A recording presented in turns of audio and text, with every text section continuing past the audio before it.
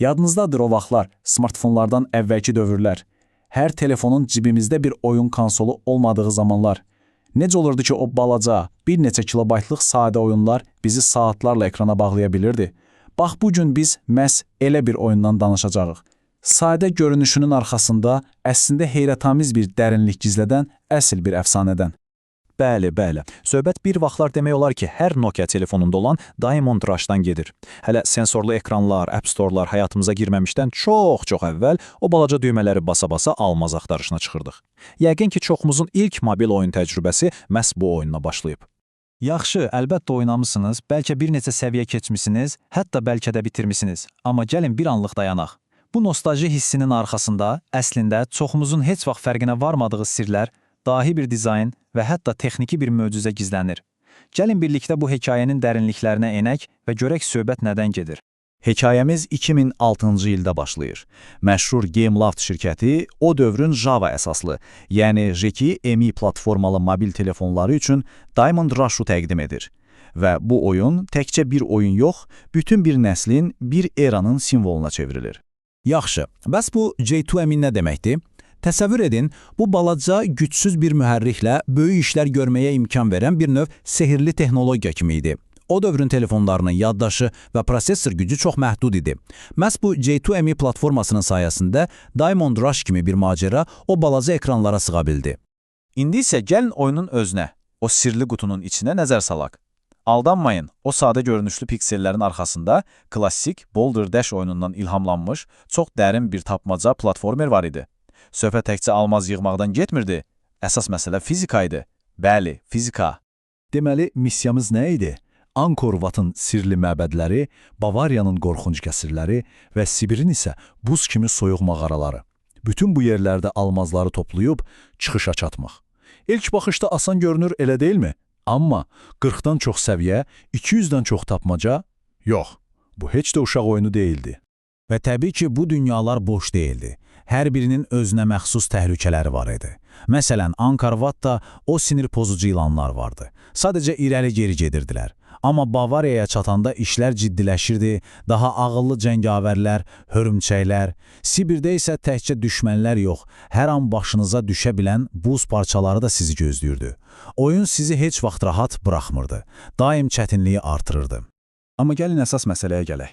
Bütün bu təhlükələrin tacı qaya fizikası idi. Məsələ təkcə daşın altını boşaldanda düşməsində deyildi, yox. Əsl məsələ o idi ki, daşlar bir-birinin üstündən yuvarlana, zəncirvari reaksiyalar yarada bilirdi. Bir səhv hərəkət və oyun bitdi. Bu, əslində bir növ tapmaca şahmat oyunuydu. Hər gedişi diqqətlə düşünməliydin. İndi isə gəldik ən maraqlı hissəyə. Çoxlarının heç vaxt kəşf etmədiyi sirlərə. Bilirsiniz, Diamond Rush elə-belə düz xətt üzrə irəlilədiyin bir oyun deyildi. Onun içində kəşfiyyat ruhu var idi. Yəni, bəzən əvvəlki səviyyələrə qayıdıb, yeni tapdığın bir alətdə orada gizli bir qapı açmalı olurdun. Oyun boyu bizə kömək edən 3 əsas alətimiz olurdu. Amma ən gözəl tərəfi nə idi, bilirsinizmi?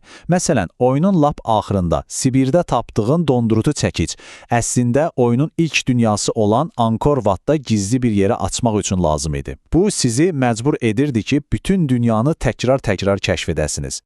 Və bu da hələ hamısı deyil. Söhbət təkcə gizli otaqlardan getmir. Oyunda tamamilə gizlədilmiş, bir-birinə bağlı mərhələlər zənciri var idi. Bəli, düz eşitdiniz, tam bir gizli dünya və ora düşmək üçün Angkor Watın 7-ci səviyyəsində gizli bir çıxış tapmalıydın. Yəqin ki, çoxumuz o çıxışın yanından dəfələrlə keçib getmişik, heç fərqinə də varmamışıq. Gəlin sizə bir sir də verim. Bütün bu çətinliklərlə üzləşmək istəməyənlər üçün bir arxa qapı da var idi. Əsas menyuda sadəcə #472 yığmaqla oyundakı bütün səviyyələr açılırdı. Təbii ki, bu, tərtibatçıların oyunu test etmək üçün istifadə etdiyi bir kod idi, amma illər sonra pərəzdişkarlar bunu da kəşf etdilər. Bütün bu məzmun, bu sirlər, bu səviyyələr, yaxşı bəs bütün bunlar o balaca telefonlara necə sığırdı? Bu sualın cavabı isə bizi əsl mühəndislik möcüzəsinə gətirib çıxarır. Bu, sadəcə proqramlaşdırma deyil, bu əsl sənət idi.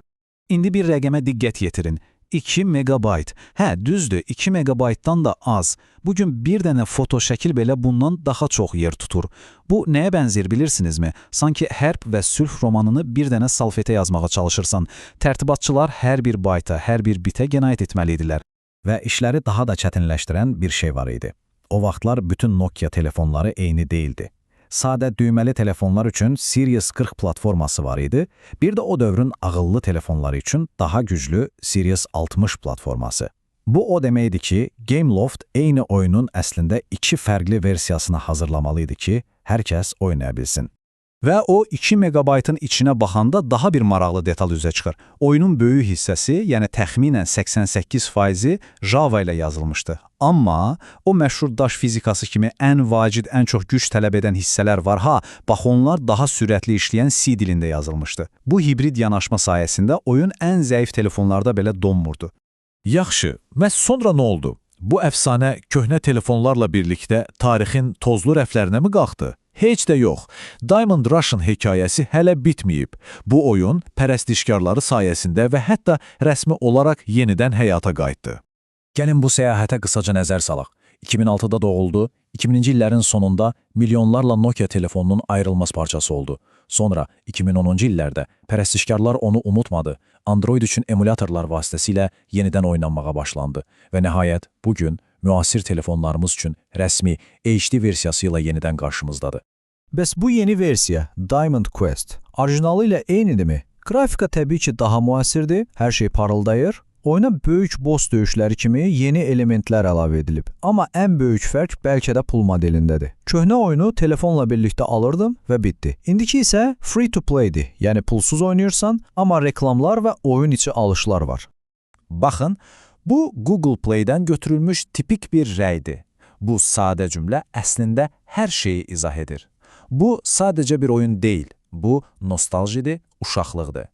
Məhz buna görə də çoxları hələ də orijinal, reklamsız versiyanı emulyatorlarla oynamağa üstünlük verir. O köhnə, saf təcrübəni axtarırlar. Beləliklə, gəldik yekun suala. Bugün App Store-larda milyonlarla oyun var, qrafikalar inanılmazdır. Bəs belə bir dövrdə cəmi 2 megabaytlıq bir oyundan biz nə öyrənə bilərik? Bəlkə də əsas dərs budur, bəzən ən böyük kreativlik, ən böyük dahilik məhz məhdudiyyətlər olanda ortaya çıxır. Diamond Rush sübut etdi ki, əgər ideyan möhkəmdirsə, dizaynın ağıllıdırsa, sən ən kiçik katan üzərində belə bir şaheser yarada bilərsən.